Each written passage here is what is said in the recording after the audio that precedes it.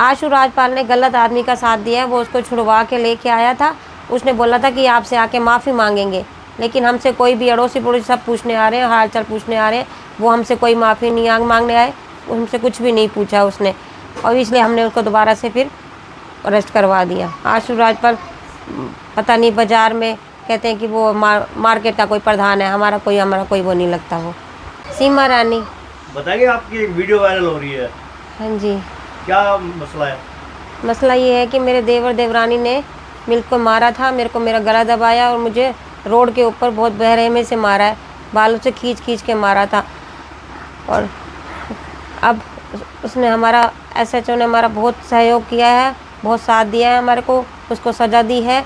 मेरी जो देवर की लड़की थी उसने मुझे धक्का दिया और इन तीनों चारों ने मिलके मुझे पकड़ लिया, एकदम से घेर लिया। देवरानी ने मेरा गला दबाया और देवर ने मेरे को बालों से खींच के रोड के बीच में खींच के मारा है। मेरे देवर का नाम बलदेव है, देवरानी का नाम नेहा है और उनकी बेटी का नाम पलक और कशिश है, छोटी वाली का।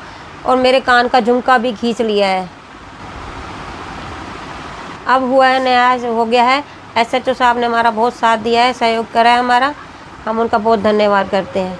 क्या कारण है कि झगड़ा क्यों हो रहा है आपके बीच में, आपस में? एक ही तो परिवार है। हाँ जी, झगड़ा ये था कि मैं काम करती हूँ, खाना बनाती हूँ मदान साहब के घर पे, किराए पे बच्चे रहते हैं, खाना बनाती हूँ वहाँ पर। ये किसी का खाना बनाते थे, उसने मुझे बोल दिया खाना बनाने के लिए कि आंटी इनका खाना हमें पसंद नहीं आ रहा और आप हमें खाना बना दोगे। मैंने कहा पहले आप उनसे बात कर लो।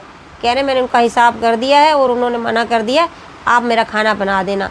बस इसी बात पे ये कह रहे थे कि आपने हमारा काम छीन लिया है, इसी बात पे झगड़ा था भाई। और भी मसला है कि नहीं, और मकान का झगड़ा हो कोई? नहीं, और कोई भी झगड़ा नहीं है, मसला नहीं है हमारा।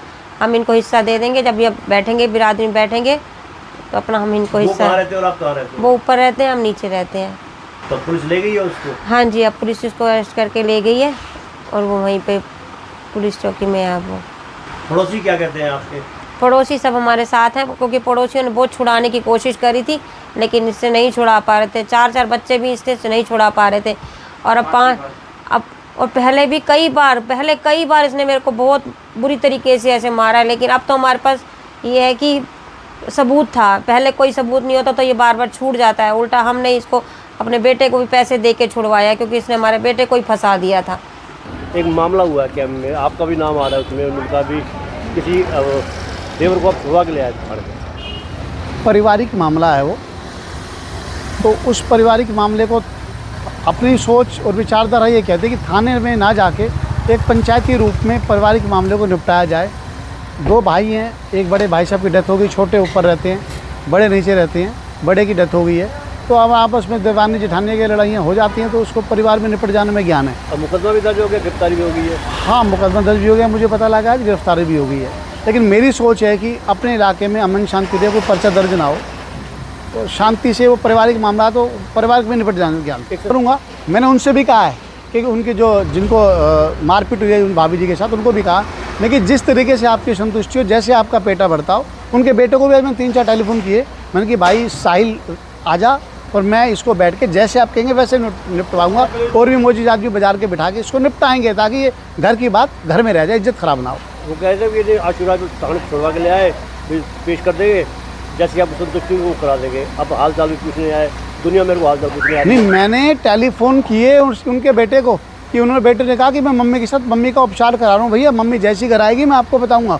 उसके बाद दूसरे मेरा टेलीफोन उठाना बंद कर दिया और उनके घर में अब जाऊँगा, उनसे मिल के भी आऊँगा। और 107-51 पुलिस ने लगा दी है।